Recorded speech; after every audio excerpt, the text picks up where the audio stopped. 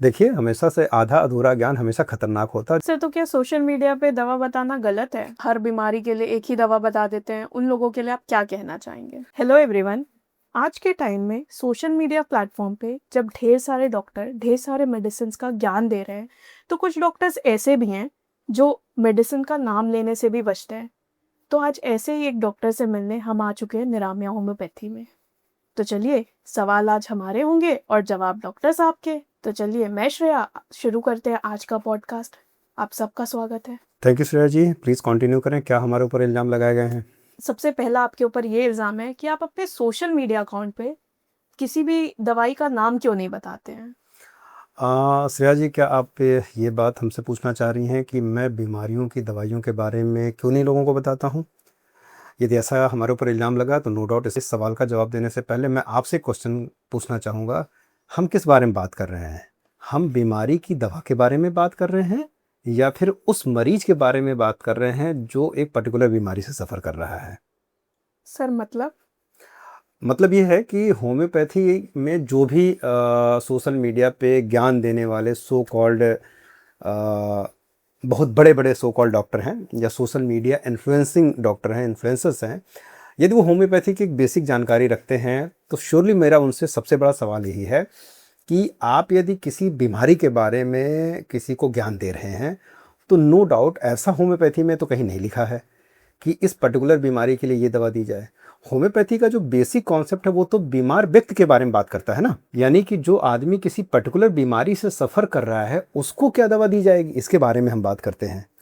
उसके क्या सिम्टम्स हैं, उसके क्या मेंटल जनरल है, उसके क्या फिजिकल जनरल है, उसका क्या टेम्परामेंट है, वो उसके सिम्टम्स में क्या एसएसयूपी सिम्टम है और हम किस हायरार्की में उसके सिम्टम्स को अरेंज कर रहे हैं, किस स्टेज में हम उसको ठीक करना चाह रहे हैं। हम वास्तव में उसको मेंटल लेवल पे ठीक करना चाह रहे हैं, फिजिकल लेवल पे। क्या ये सारी जानकारी जो हम दे रहे हैं वो बीमारी के बारे में दे रहे हैं या फिर हम उस मरीज के बारे में दे रहे हैं? तो अल्टीमेटली मैं ये बताना चाहूँगा कि ये जो होम्योपैथी के ज्ञानी बाबा लोग खास करके सोशल मीडिया प्लेटफॉर्म Platforms पे like और यूट्यूब पे YouTube, अपनी we जानकारी दे inevitably रहे हैं, encounter a वो वास्तव में इस चीज़ को या बेसिक प्रिंसिपल को भूल रहे हैं कि होम्योपैथी कभी भी बीमारी की दवा नहीं बताती है, होम्योपैथी उस बीमार व्यक्ति की दवा बताती है। इसमें थोड़ा सा करेक्शन की ज़रूरत है। सर, लेकिन मेरा एक क्वेश्चन था कि जैसे कि आप भी सोशल मीडिया यूज़ करते होंगे, तो आपने देखा होगा कि बहुत सारे डॉक्टर ऐसे भी हैं जो सीधे दवा का नाम ही बता देते हैं अपने सोशल मीडिया पे। ठीक है, वास्तव में इस बारे में हमारी केवल इतनी सी बात है जो मैंने पीछे बताया आपको कि वास्तव में सोशल मीडिया पे जो भी ज्ञानी होम्योपैथ अपने दवा के बारे में बता रहे हैं, बस उनसे एक छोटा-सा क्वेश्चन है, ध्यान से समझिएगा मेरी बात को।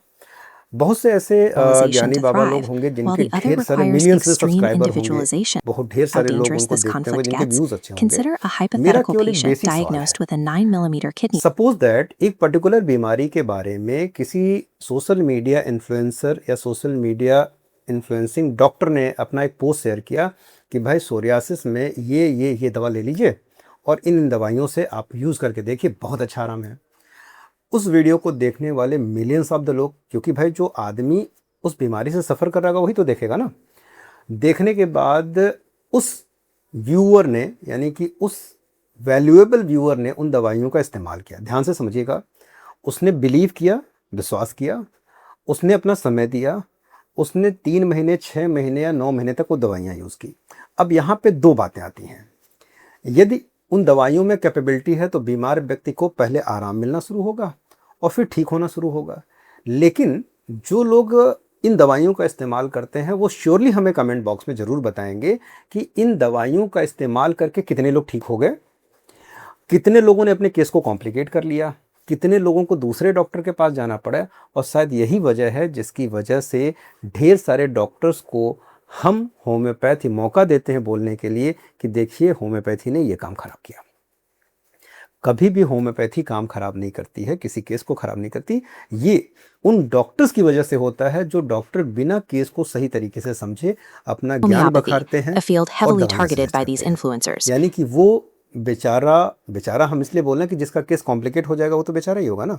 उसने विश्वास किया कि उसकी Cross-section of a 9 kidney mm की and स्टोन ureter. है, Because the berberis medicine was vulgaris, never tailored to the hydrangea patient's और specific बाकी ऑस्मियम कैन constitution, ये दवा खा the के stone किसी ने ज्ञान दिया shifts कि and उसकी wedges स्टोन ठीक हो जाएगी, tightly कोई into बात the नहीं है। narrow ureter tube. लेकिन क्या हुआ This कि blocks 9 the mm flow की of स्टोन urine, यूरेटर में फंसी causing the हुई kidney है cavity और इस above it स्टोन to ने progressively हाइड्रोनेफ्रोसिस शुरू कर bulge. दी और उसकी किडनी डैमेज होने लगी। अब वो 6 महीने दवा खाने के बाद जब अपना केस कॉम्प्लिकेट कर लेता है, उसकी किडनी लगभग हाशिए पे पहुंच चुकी है, सीकेडी का मरीज बनने वाला है, तब वो एक यूरोलॉजिस्ट से Later, मिलता है the और patient वहाँ पे finally visits यूरोलॉजिस्ट a बताते traditional हैं कि देखिए urologist. इस मरीज को होम्योपैथी ने क्या बुरा हाल कर दिया। सॉरी टू से, या वास्तव में ये ज्ञानी बाबा लोगों के उपदेश का ही चक्कर होता है।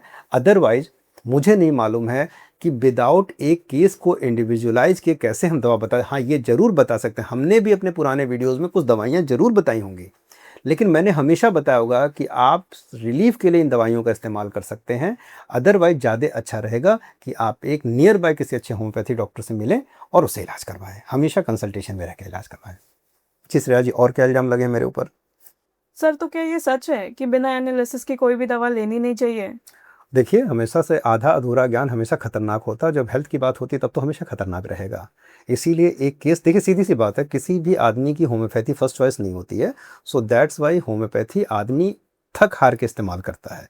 ऐसे कंडीशन में यदि हम Social उसकी media case platforms run on analysis नहीं mathematics that करेंगे, demand mass केस को सही generalization. तरीके से रिपर्टाइज किए बिना समझे यदि हम दवा दे रहे हैं, तो श्योरली उस आदमी के साथ अन्याय कर रहे हैं और उसके केस को कॉम्प्लिकेट कर रहे हैं। बिना केस एनालिसिस की दवा नहीं देनी चाहिए श्रेया जी।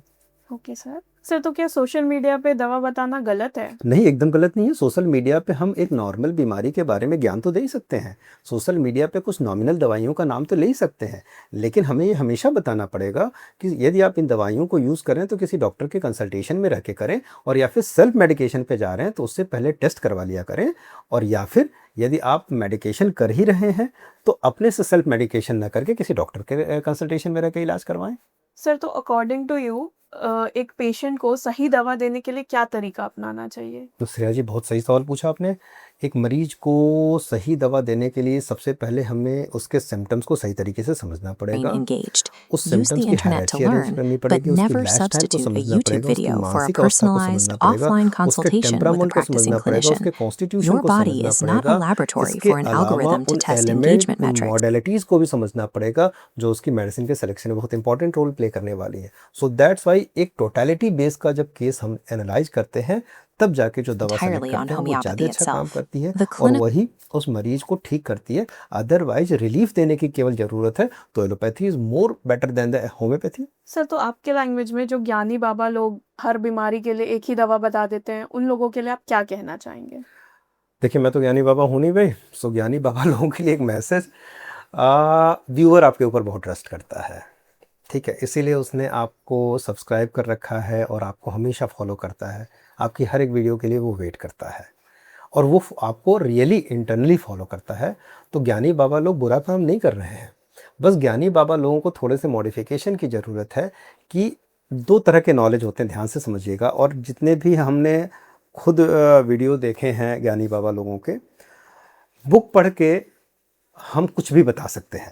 कैंसर ठीक कर देंगे, स्टोन सही कर देंगे, ब्रेन ट्यूमर सही कर देंगे, ल्यूपस सही कर देंगे, इसके अलावा नेज़ल पॉलिप सही कर देंगे, कैटरेक्ट तक भी सही कर देंगे। कई लोग शुगर भी सही कर ले रहे हैं भाई, ध्यान से समझिएगा मेरी बात। केस मैनेजमेंट की यदि हम बात करते हैं तो एलोपैथी बहुत अच्छी है, लेकिन ट्रीटमेंट की जब हम बात करते हैं तो हमें अपने स्कोप और क्राइटेरिया को समझना पड़ेगा। ज्ञानी बाबा लोग जो अपने व्यूअर को इन्फॉर्मेशन दे रहे हैं उसमें बीमारी के बारे में इन्फॉर्मेशन ज़्यादा अच्छी रहे। उसके अलावा यदि कुछ दवाइयाँ भी नॉमिनल बता रहे हैं तो उसमें कोई परहेज़ नहीं है, लेकिन बार बार मैं ये बात बोल रहा हूँ कि यदि डॉक्टर के कंसल्टेशन में रह के किया जाए तो ज़्यादा अच्छा है। क्यों? क्योंकि व्यूअर बहुत फेथ करता है। एक बहुत इंपॉर्टेंट बात बताना चाहेंगे, ध्यान से सुनिएगा। आपके व्यूज़ जितने इंडिया में जा रहे हैं, बिलीव incentivizes मी this वो deception, व्यूज़ बाहर देखने casting वाला a कोई नहीं wide है। net with और आपको भी ये बात मालूम है कि यदि आपका चैनल मोनेटाइज हो चुका है तो बाहर का एक व्यूअर और इंडिया के 1000 व्यूअर के बराबर होते हैं। यानी कि जो faster revenue than decide nuanced होती है, जो localized advice ever. YouTube Meta की एल्गोरिदम है, वो एकदम फैक्ट बात बताती है कि बाहर ज़्यादा वीडियो देखे जाएंगे उसकी वैल्यू अलग होगी, इंडिया में जो वीडियो देखे जाएंगे उसकी वैल्यू अलग होगी। इसलिए ऐसा कंटेंट दीजिए जो कंटेंट ऑथेंटिक हो। बुकिश नॉलेज को आप मत प्रेजेंट करिए, थियोरेटिकल नॉलेज को मत प्रेजेंट करिए। प्रैक्टिकल नॉलेज ज़्यादा इंपॉर्टेंट है। जो आप अपनी क्लिनिक में देख रहे हैं उसको बारे में आप बताइए। मैंने ढेर सारे ज्ञानी बाबा लोगों को देखा है जो शायद अपनी ज़िंदगी में 10-50 मरीज भी ना देखे हों, जो ज्ञान बखारने में सबसे आगे होंगे।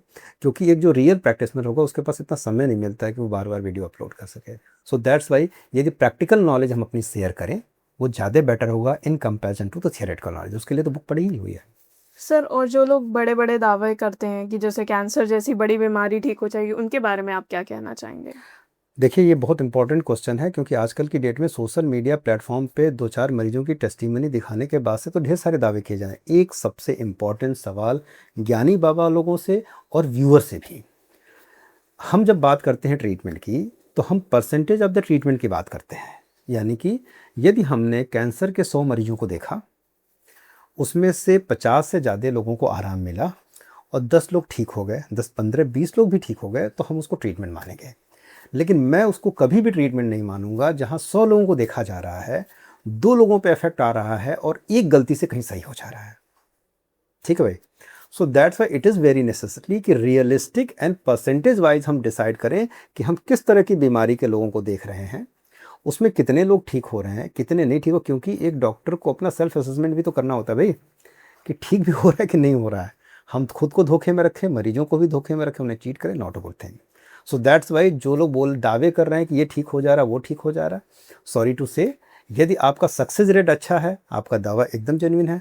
और यदि आपका सक्सेस रेट अच्छा नहीं है, तो आप इस वैल्यूएबल पब्लिक जो आपको व्यूज़ देती है उसको आप बेवकूफ़ बना रहे हैं। प्लीज़ ये काम बंद कर दीजिए। इन सारी चीज़ों का कंक्लूजन ये है कि यदि किसी पेशेंट का गलत तरीके से ट्रीटमेंट हो रहा है, तो प्रोग्नोसिस हमेशा गलत होगी, केस कॉम्प्लिकेट होगा और अल्टीमेटली ब्लेम होम्योपैथी को दिया जाएगा, not a good thing.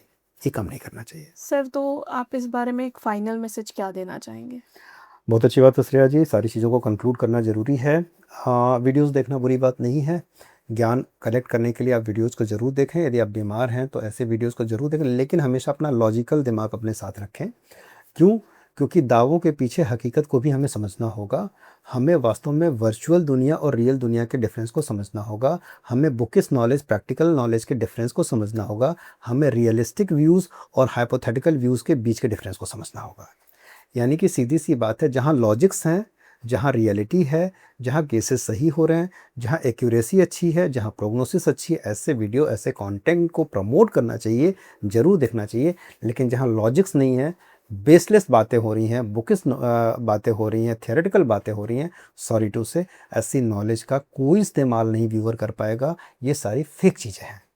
So that's Y final message मेरा ऐसा है, वीडियो ज़रूर देखिए, लेकिन अपना दिमाग अपने पास रखिए। और आपका शरीर प्रैक्टिकल का अड्डा नहीं है।